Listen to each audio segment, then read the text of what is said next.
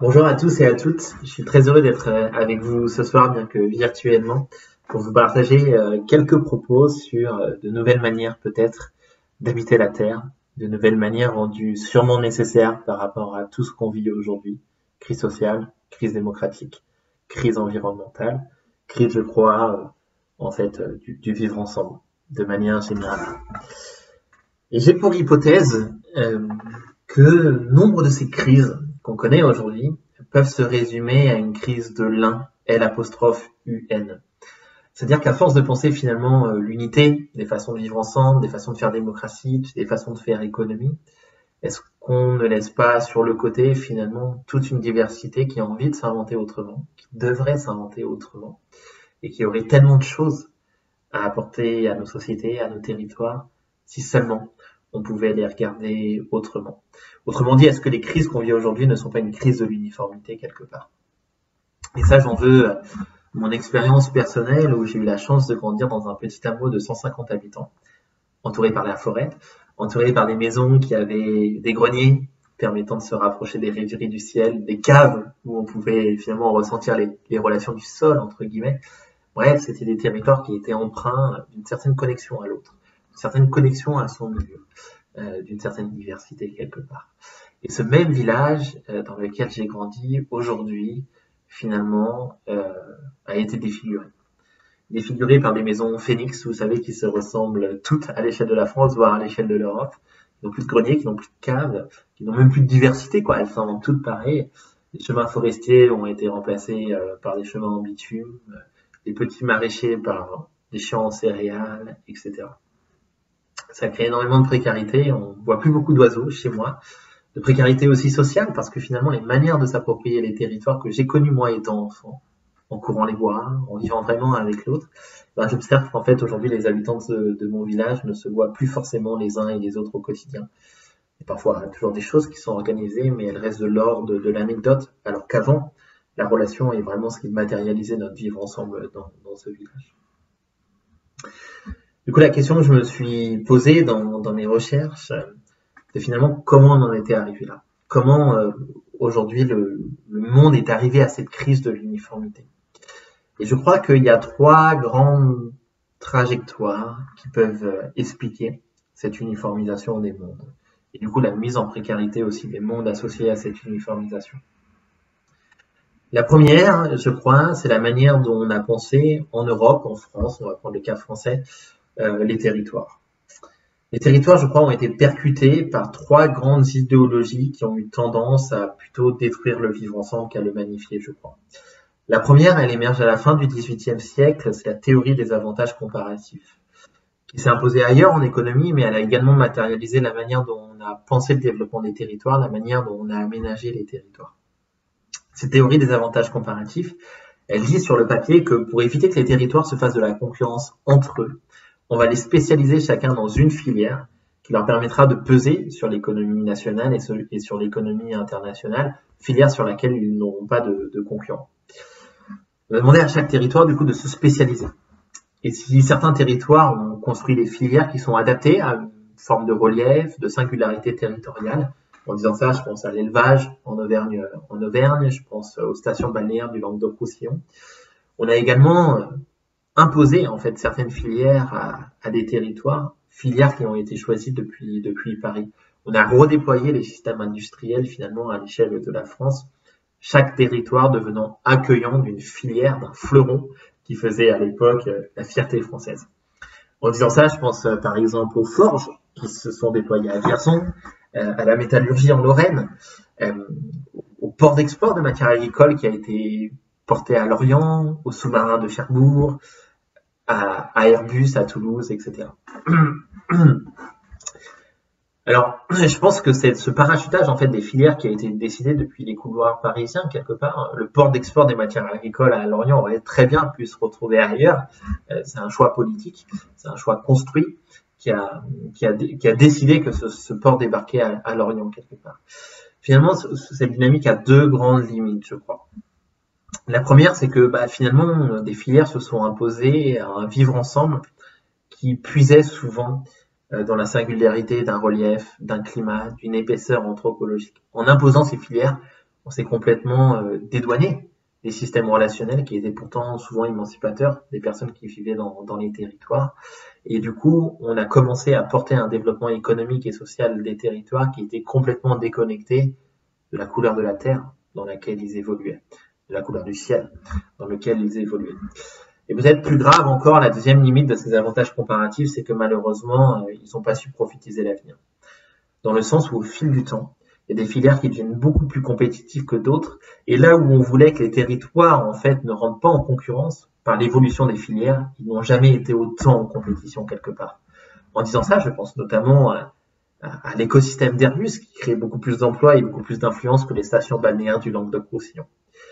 Et que dire de ces territoires qui ont été spécialisés dans des filières industrielles qui aujourd'hui n'existent plus du tout, car l'histoire en a décidé autrement.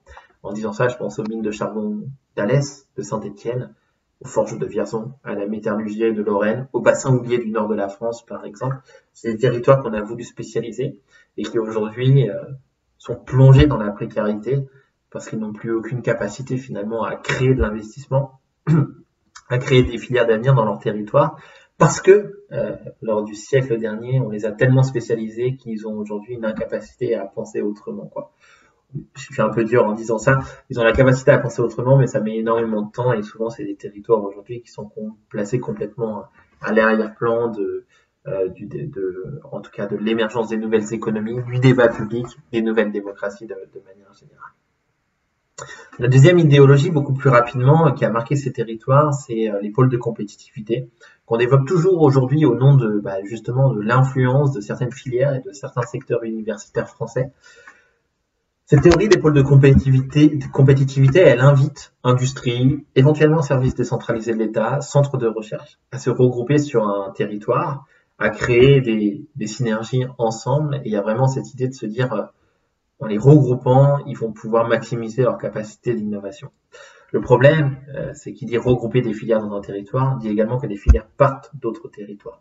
Donc cette théorie des pôles de compétitivité, elle correspond exactement à cette même idéologie où on crée des pôles qui vont concentrer services, emplois et compétences au détriment finalement d'autres types de territoires.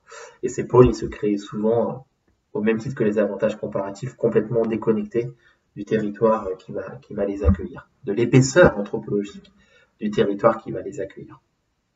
Et enfin, troisième idéologie qui est très importante aujourd'hui, qui caractérise même la manière dont le monde s'invente au point de vue des territoires, c'est la métropolisation.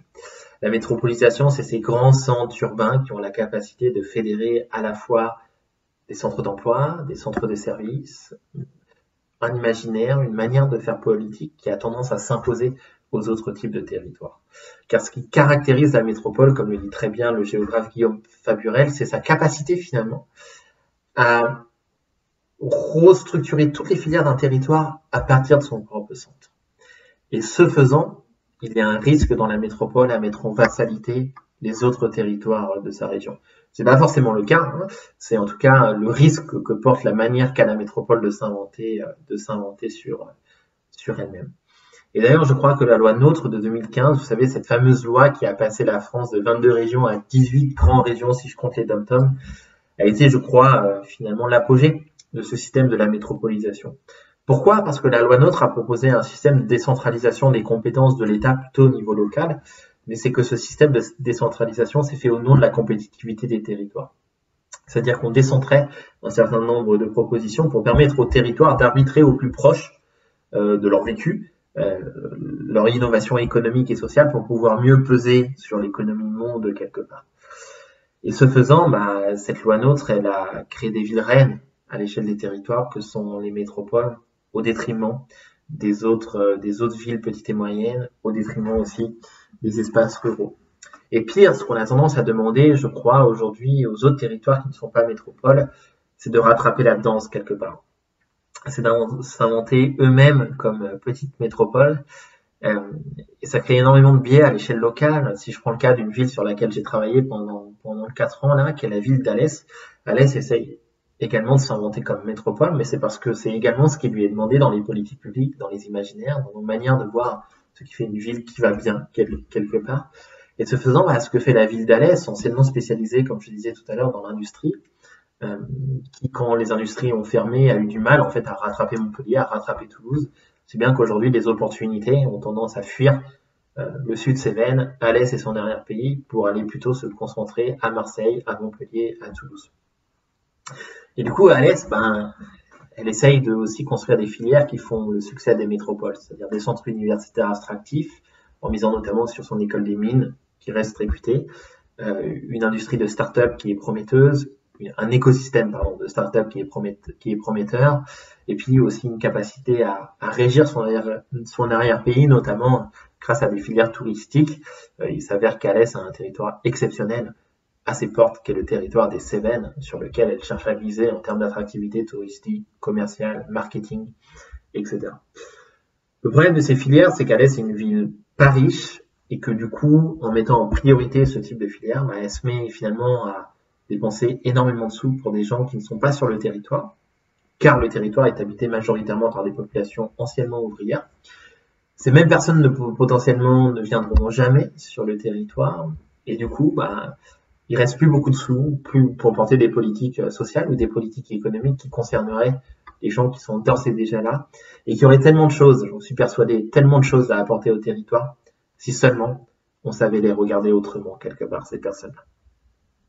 Et enfin, cette métropolisation, je crois qu'elle crée quelque chose de très puissant, de très performatif, qu'on a tendance à oublier.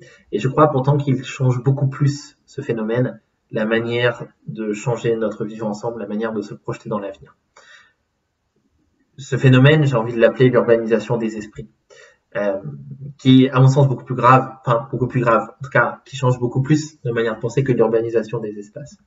Dans le sens où aujourd'hui, cette surmétropolisation du monde, elle a entraîné un phénomène qui fait qu'on a beau vivre en campagne, on a le regard tourné vers la ville pour disposer de biens et de services, mais également parce que c'est là où se concentrent les opportunités, où se concentre le cosmopolitisme, où se concentrent les espoirs de l'émancipation.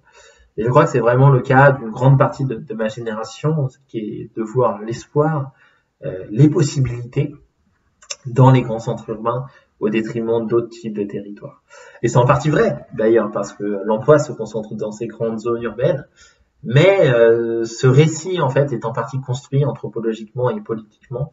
Et il y aurait peut-être un enjeu pour rendre de nouveau justice à la diversité des territoires, de fabriquer des imaginaires, justement, qui ne misent pas que sur les grands centres urbains. Ça, il suffit d'aller au cinéma pour s'en rendre compte. Je crois que 95% des films, sans trop exagérer, en tout cas dans le cinéma mainstream, se passent en ville. Et comme la France reste un pays très centralisé dans le cinéma français, la plupart des films d'auteurs se passent à Paris, quoi. Et ça, qu'est-ce que ça crée? Ça peut paraître anecdotique dit comme ça, mais qu'est-ce que ça crée? Ça crée un manque de représentation démocratique, anthropologique et culturelle de toute une série de territoires qui abritent pourtant une grande partie de la population française. Moi, personnellement, je rêverais de pouvoir choisir au cinéma entre un film qui se passe à Ouessant, un film qui se passe en Cévennes, un film qui se passe à Paris, un film qui se passe à Grenoble. Je crois que ce serait beaucoup plus beau dans la manière qu'on a de se matérialiser le vivre ensemble, déjà à l'échelle des territoires, mais aussi plus généralement à l'échelle de la nation, voire à l'échelle de l'Europe. Et en fait, cette urbanisation des esprits, je crois qu'on la vit tous sans s'en rendre compte. En fait, on est nous-mêmes, quelque part, agents de cette urbanisation des esprits sans s'en rendre compte. Il y a Michel Foucault qui utilisait cette phrase très belle, qui disait que le capitalisme couplé à l'individualisme fait qu'on considère nos propres personnes comme des entreprises. Et le CV, je crois, est la matérialisation de ça. C'est-à-dire qu'on considère nos personnes avec nos points forts et nos points faibles, et c'est ce qu'on va vendre dans l'espace de marché, dans l'espace public. On va vendre finalement les qualités et les défauts qu'on a. Et du coup, porter ces qualités et ces défauts en société, c'est aussi placer nos corps là où ça semble le plus opportun pour nous, c'est-à-dire plutôt dans les grands centres urbains, quoi. Et ça, j'ai envie de le crier d'autant plus fort que j'en suis moi-même quelque part la caricature, dans le sens où j'essaie de défendre dans mes recherches la diversité des territoires, qu'ils soient urbains ou ruraux, mais ça fait 10 ans que je vis en région parisienne et que j'ai du mal à en sortir, quoi, malgré ma volonté d'en sortir. Car il y a des chaînes invisibles qui me relient à la ville, l'emploi, les centres universitaires, les opportunités, aussi des inerties d'amitié, familiales, etc. Et du coup, je me retrouve dans une situation où finalement, par mon esprit, je défends des choses que la position de mon corps au quotidien participent à détruire.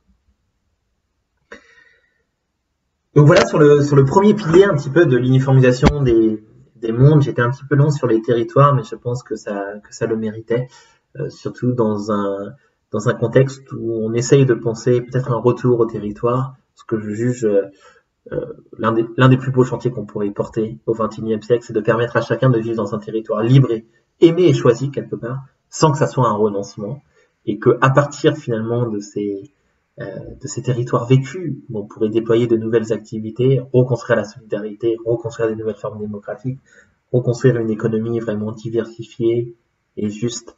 Je crois qu'en fait, c'est le combat de tous les combats en France de renouer avec la diversité des territoires et les diversités de vivre et les manières de vivre ensemble à l'intérieur de ces territoires. Deuxième pilier de l'uniformisation des mondes, c'est très lié à ce que je vais dire avant, c'est finalement le capitalisme. Pourquoi le capitalisme? Parce qu'on parle beaucoup du capitalisme comme entreprise qui crée des inégalités, à juste titre, mais je crois qu'on en parle un peu moins comme un impérialisme, pourtant c'est ce qu'il est énormément, le capitalisme. Un impérialisme dans le sens où ce qui caractérise le capitalisme, c'est l'idée de s'imposer à chaque société et de réincorporer les codes de cette société à ses propres fins, c'est-à-dire en leur créant des valeurs de marché. C'est Orwell, il me semble, qui disait ça. Il disait que le capitalisme crée un prix à tout, mais ce faisant, érode toutes les autres valeurs qui peuvent composer un bien, un service qu'il y a dans certaines sociétés. Et peut-être pour illustrer ça, j'avais envie de prendre un exemple qui me touche particulièrement, puisque dans mon parcours, j'ai eu la chance de rencontrer des terres africaines. Et elles ont été très influentes pour moi. Et notamment au Burkina Faso, un pays où j'ai pu vivre, s'impose au nord du Sahel, donc quand même une terre très reculée, quoi, au nord de la partie sahélienne du Burkina Faso, donc aux portes du Sahara, partie très reculée, où il fait dur vivre de manière générale, s'impose en fait sur les marchés locaux un lait industriel qui vient des Pays-Bas, et que du coup, qui coûte beaucoup moins cher à produire aux Pays-Bas par unité de main-d'œuvre que le lait qui se fait à la main, plus ou moins péniblement, dans cette zone sahélienne, chez les Peuls et chez les Touaregs qui élèvent des vaches aux portes du Sahara.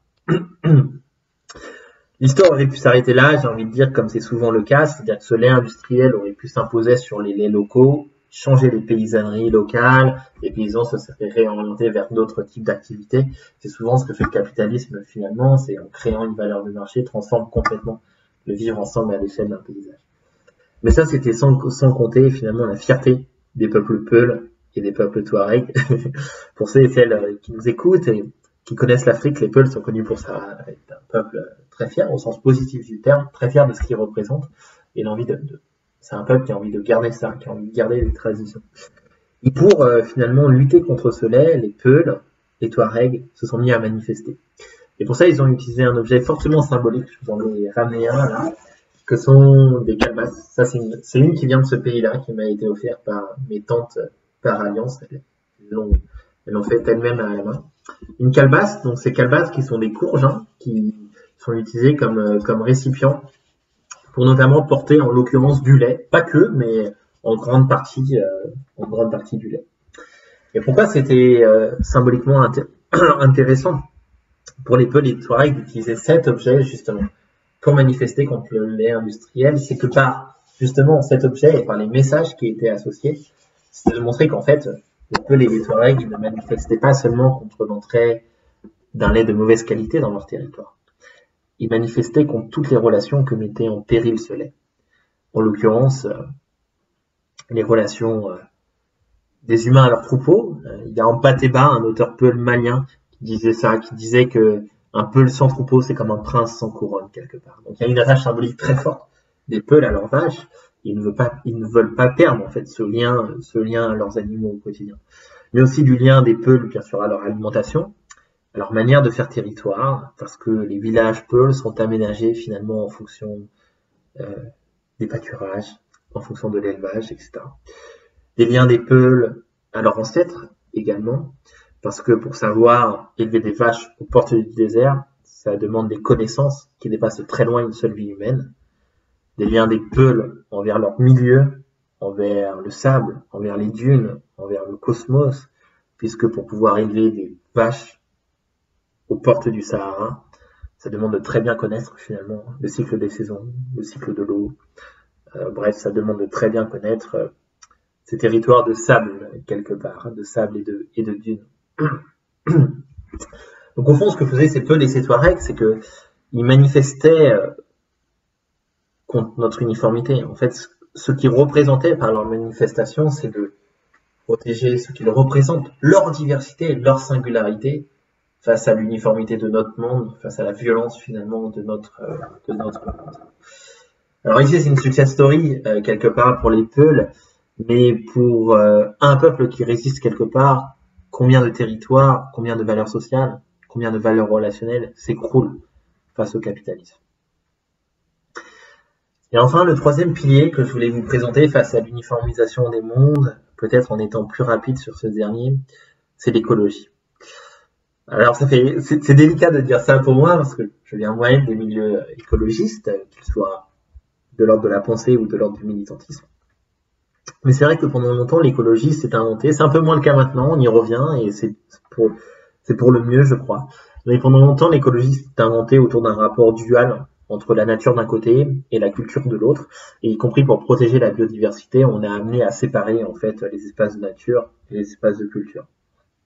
Mais ce faisant, on a mis sur le bas-côté également énormément de populations qui ne pensaient pas comme nous, qui ne pensaient pas cette dualité entre nature et culture, et qui pourtant avaient su vivre en équilibre avec le milieu. Un exemple intéressant, c'est l'exemple du parc du Virunga au Congo. Le parc du Virunga a été protégé, a été valorisé pour protéger notamment une espèce qui est le gorille des montagnes, forêt desquelles on a demandé à des populations qui y vivaient, les pygmées, de partir, alors que eux-mêmes ne chassaient pas le gorille d'une part, ou très peu, pas de quoi mettre en péril les populations qui s'y déployaient, et pour protéger un espace qu'ils avaient su protéger au fil du temps, vu qu'on en reconnaissait aujourd'hui la valeur, si vous voulez. Ça fait des siècles qu'ils habitaient ici, on leur disait votre territoire, il est magnifique, mais maintenant il faut que vous partiez. Et aujourd'hui, on se retrouve au comble du paradoxe qui est finalement que ces populations pygmées vivent dans les bidonvilles de Kinshasa et de Brazzaville, ont tendance à être marginalisées par la culture bantou, qui est la culture dominante, l'ethnie dominante, pardon.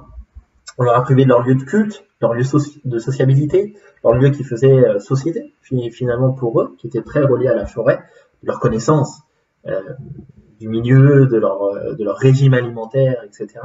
Toutes ces relations qui étaient jugées émancipatrices pour finalement protéger une forêt qui aujourd'hui n'a jamais été autant en danger, vu qu'elle a été réappropriée par du braconnage, qui est beaucoup plus dangereux pour les gorilles que ne l'étaient les pygmées, par de leur paillage illégal, par des populations aussi qui fuient des guerres récurrentes des pays voisins et qui s'installent dans ces forêts, etc.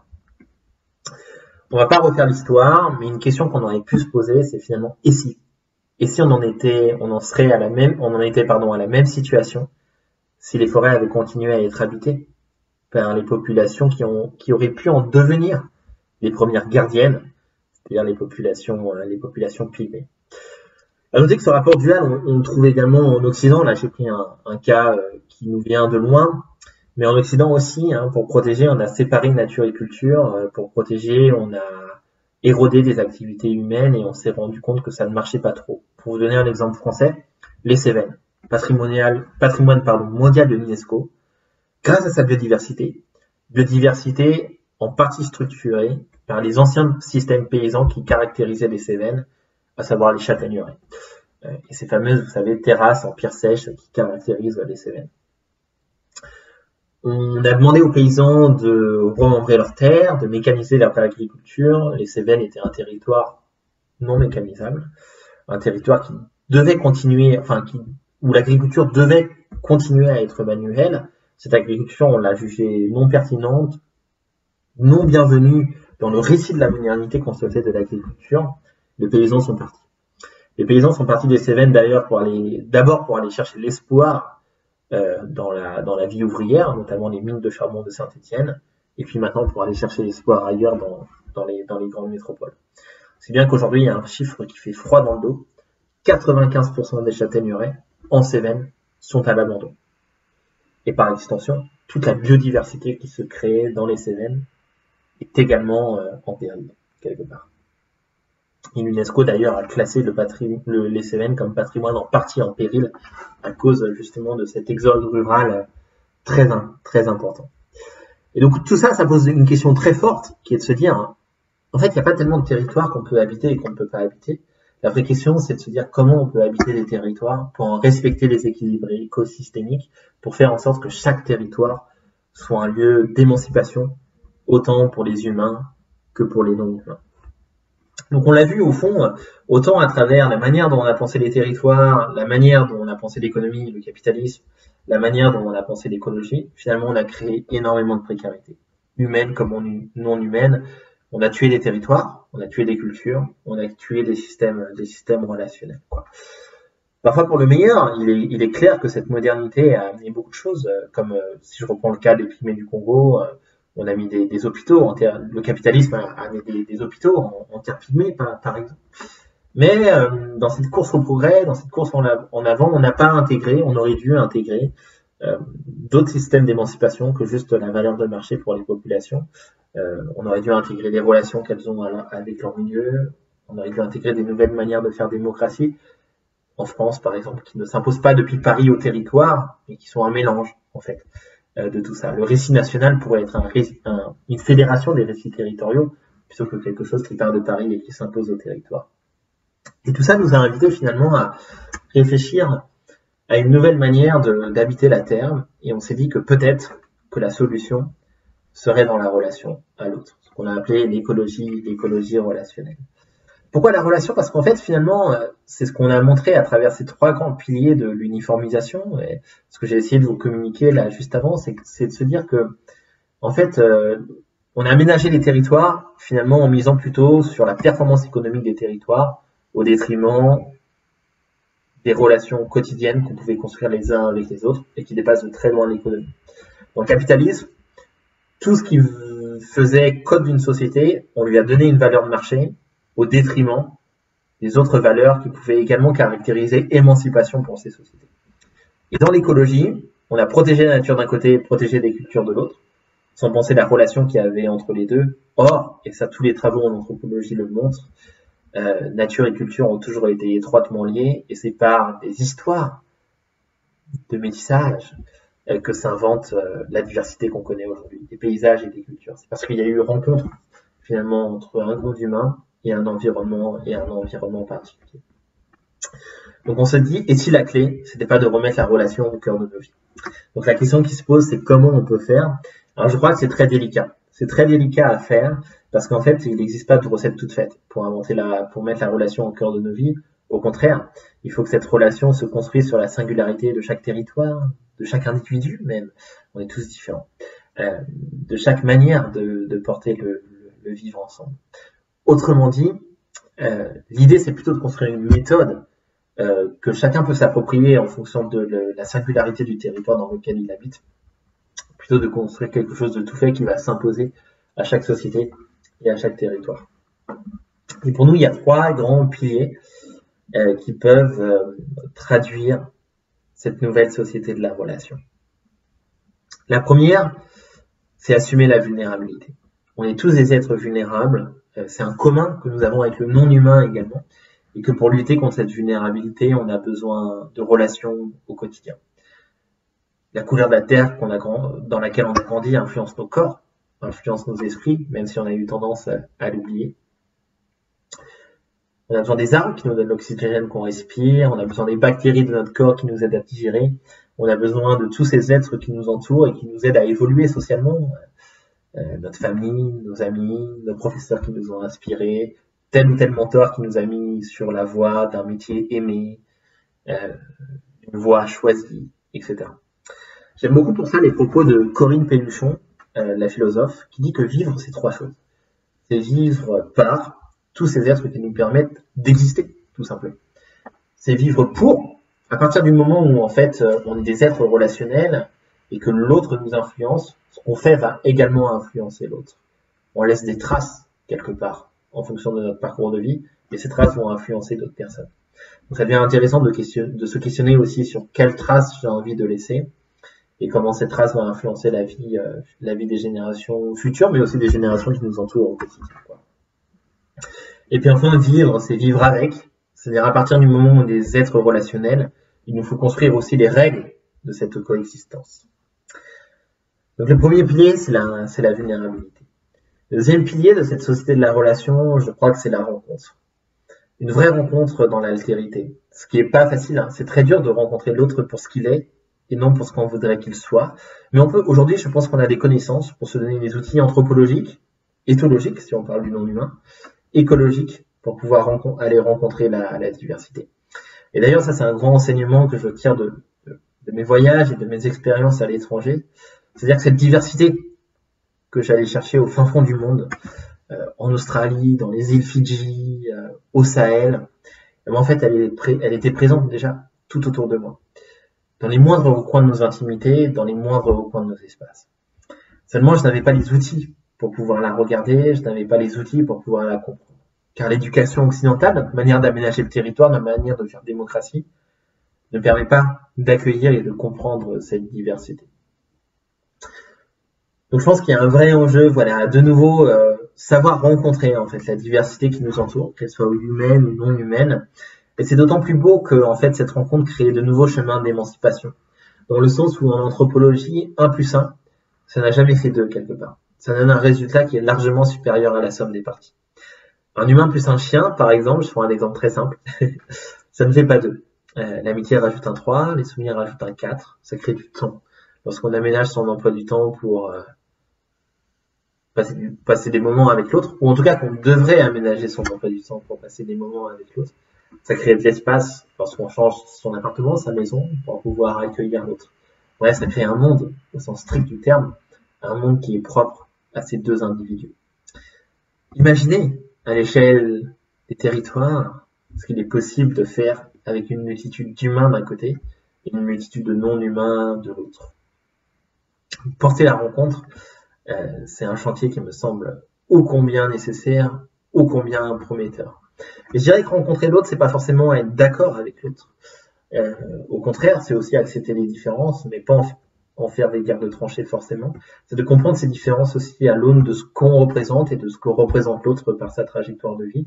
Rencontrer l'autre, ça demande de savoir ce qu'on véhicule en tant qu'individu, et ça demande une capacité aussi de prise de recul sur ce qui fait nos propres identités, sur ce qui a fait notre propre trajectoire de vie. Et enfin, le troisième pilier de la rencontre, c'est la justice. Pourquoi la justice? Parce que quand on a dit relation, on a un peu tout et rien dit quelque part. Dans le sens où la domination, la prédation, c'est également des formes de relations quelque part. Et donc pour que ces relations soient émancipatrices pour les 2 parties prenantes, il est important de replacer ça aux yeux de la justice. Alors la justice, c'est quoi? Ça peut être de nouvelles lois, de nouvelles manières de porter territoire. Ça peut être aussi des nouvelles valeurs morales ou symboliques finalement, qui nous permettent de nous projeter dans un imaginaire commun et dans un horizon commun. Pour moi, peut-être pour illustrer un peu ce phénomène de justice, il y a 3 grandes luttes aujourd'hui qu'on peut observer en société qui matérialisent ces nouvelles formes de justice relationnelle. Il y en aurait sûrement d'autres, hein, peut-être qu'il y en a d'autres qui vont vous venir à l'esprit. Bon, là, j'en cite 3, j'aurais pu en choisir d'autres. La première, on l'a vu avec les Peuls, c'est toutes ces formes de lutte qui font que des sociétés luttent pour les identités, pour la diversité qui les compose.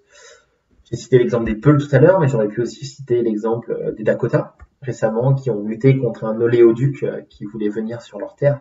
C'est pareil, ils ne luttaient pas uniquement contre la biodiversité que mettait en péril cet oléoduc, ils luttaient contre tout ce qu'allait détruire cet oléoduc, à savoir les récits, les fantômes qui vivent sur le territoire, les symboles qui font leur imaginaire de société, leur lien aux arbres, leur lien aux esprits, leur lien au cosmos, bref, ce qui fait relation avec le territoire au quotidien.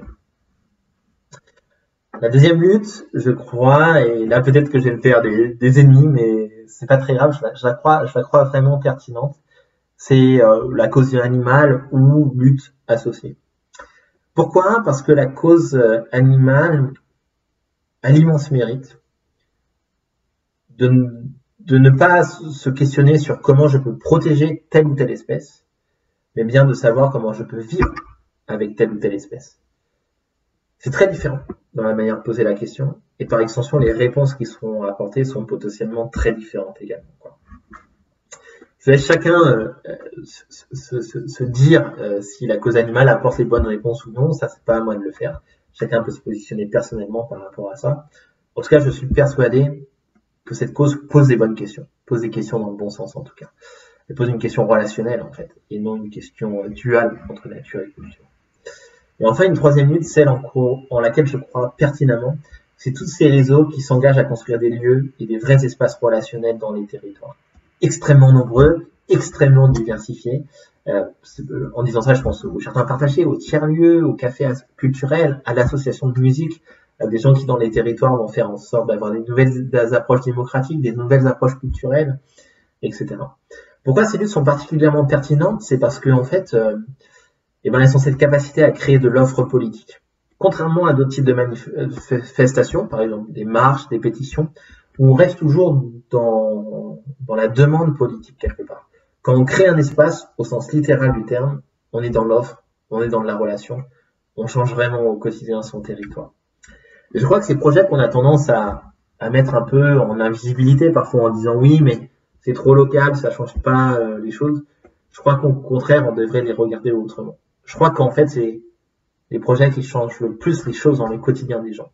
Parce qu'ils se replacent à l'échelle de l'expérience partagée, et à cette échelle, finalement, ils catalysent de nouveaux projets culturels, de nouveaux projets associatifs, une nouvelle manière de voir la diversité du territoire, une nouvelle manière de prendre soin des humains comme des non-humains à l'échelle de son territoire, etc. Donc pour moi, ces projets, ils sont tous, c'est dans ces projets, en fait, qu'il y a vraiment les nouvelles manières de faire société demain. La vraie question, du coup, qu'on peut se poser, c'est, et qui reste encore à expérimenter, je n'ai pas la réponse à vous apporter aujourd'hui, mais je trouve que c'est un chantier également motivant, c'est de se dire, ok, tous ces projets d'action directe, on pourrait les appeler comme ça, au-delà du territoire dans lequel ils s'ancrent, qu'est-ce qu'ils veulent dire en termes de projet de société? Qu'est-ce qu'ils veulent dire en termes de projet continental, projet européen par exemple? Qu'est-ce qu'ils veulent dire en termes de fragments d'universalité? Qu'est-ce qu'ils offrent au monde quelque part? Et je crois qu'elle est là la vraie question politique de demain, quand on saura mettre des mots sur ça. Je pense qu'on pourra répondre à beaucoup de crises, beaucoup de problématiques en fait, qu'on vit au quotidien.